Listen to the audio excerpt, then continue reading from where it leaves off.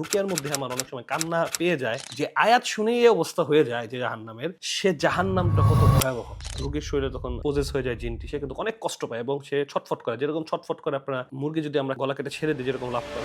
আমরা যখন আসলে রুকিয়ার মধ্যে জাহান্নামের আয়াতগুলো পড়ি এবং জিন কিন্তু ছটফট করে রোগীর গায়ে এসে, তো এটা নিয়ে আমি অনেকবারই ভাবি এবং রুকিয়ার মধ্যে আমার অনেক সময় কান্না পেয়ে যায় এবং আমার ভয় করে ভিতর থেকে। আসলে কেন? কারণ দেখেন, আমরা যখন জাহান্নামের যে কোনো আয়াত বা শাস্তির যে কোনো আয়াত আমরা তেলাওয়াত করি, রোগীর শরীরে তখন পজেস হয়ে যায় জিনটি, সে কিন্তু অনেক কষ্ট পায় এবং সে ছটফট করে, যেরকম ছটফট করে আপনারা হয়তো আমার ভিডিওগুলোতে দেখতে পাবেন যে মুরগি যদি আমরা কেটে গলা কেটে ছেড়ে দিই যেরকম লাফ পারবে, জিন পজেস হওয়া রোগী কিন্তু সেরকম চিল্লাচিল্লি কষ্ট এরকম বোঝা যায়, সে যে কষ্ট পাচ্ছে আয়াতগুলোতে। তখন আমার ভিতরে একটা ভয় কাজ করে যে আল্লাহ সুবহানাহু ওয়া তাআলার কোরআনের একটি আয়াত, জাহান্নামের আয়াত, শুনে আসলে ওরা এত কষ্ট পাচ্ছে, তাহলে আল্লাহর জাহান্নাম আল্লাহ যে তৈরি করছেন এটা যে কতটা ভয়ানক হইতে পারে বা এটা কতটা কষ্ট, মানে এটার মধ্যে কি আছে? মানে আপনি ভাবেন, এই যে আমরা যখন বলি ইন্নাল্লাযিনা ফাতানাল মুমিনিনা ওয়াল মুমিনাত সুম্মা লাম ইয়াতুবু ফালাহুম আযাব বলার সাথে সাথেই ওর ভিতরে কিন্তু একটা অবস্থা খারাপ হয়ে যায় ওর। এটা সামান্য একটি আয়াত বা একটি ওয়ার্ড আযাব, এই ওয়ার্ডটা শোনার পরে ওর অবস্থা এরকম খারাপ হয়ে যায়, তাহলে জাহান্নামের ভিতরে